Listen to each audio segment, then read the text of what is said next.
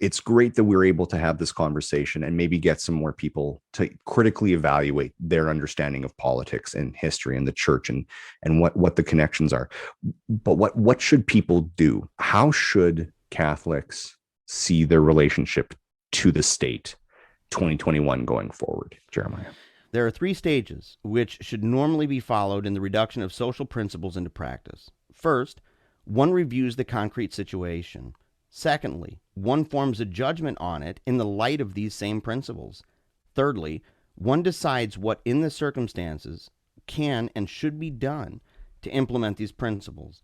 These are the three stages that are usually expressed in the three terms look, judge, act. He goes on, says, needless to say, when the hierarchy has made a decision on any point, Catholics are bound to obey the directives. The Church has the right and obligation not merely to guard ethical and religious principles, but also to declare its authoritative judgment in the matter of putting these principles into practice. These, then, are the educational principles which must be put into effect. In performing this task, which is a noble one, they must not only be well qualified in their trade or profession and practice it in accordance with its own proper laws, they must also bring their professional activity into conformity with the Church's social teaching.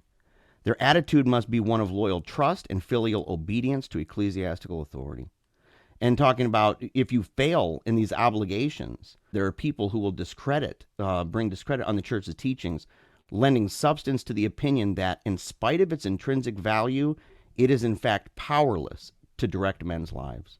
I don't even have to go beyond that. Other than to say, I have one more, and this is shorter, but it's when I said you can't just pray. We must exert ourselves to hasten the work of God, and not merely by praying assiduously.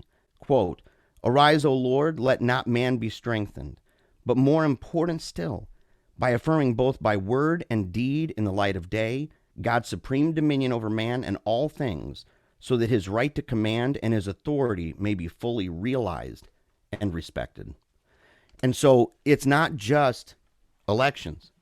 In fact, elections are chump change in the grand scheme. They're important, right? I don't want to totally cast it under the bus here, but it's not just elections. It would be, what are you doing? And I love this about the Church, and it's one of the reasons why I like Saint Jose Maria Escriva, is the idea that your life and your work, your vocation, is liturgical, that it begins every day with the Mass and divine liturgy, and then what your calling is in your life, when you've discerned this and you've asked God, what is my calling, that's like an altar, and that you've got all of the sacred vessels there, you've got your readings there, you've got your prayers here, you've got your life situated in such a way that you are maximizing the gifts and talents that God has given you in this world for your use, for the betterment, not just of yourself and the eternal salvation of your soul, but also for others, and not just others around you,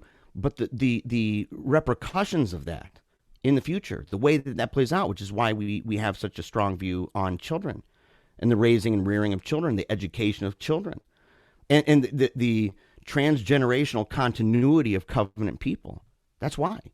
And so you sit there and you say, but that's a mandate for the practical person. It's not so grand anymore. You don't need to have all the books. You don't need to have, these grand desires to be a leader, not even a delegate. That you have to be a good worker. Do your best at being a parent. Do your best at being a parishioner. Do your best across the board. And if you do your best to apply those principles in the light of day and to adhere to the Church's teaching, and you apply those things robustly in your life, praying more and more every day, God, use me. You do that, you are doing what you must do. You're doing what you ought to do, but you're doing what you must do, and God will honor and bless that, like he did with the widow's mite. You think you don't listeners listening right now might think, well, I'm just a regular person, right? I'm just a bagger at a grocery store, or I work at a gas station, or I'm over folding clothes at Target or something. What can I possibly do? Fold those clothes the best you can. Dead serious. Fold them the best you can. Be the person who's on time, the person who's prompt, the person who doesn't smell like garbage, right? That doesn't look like you came in after an all-night binge thing, right?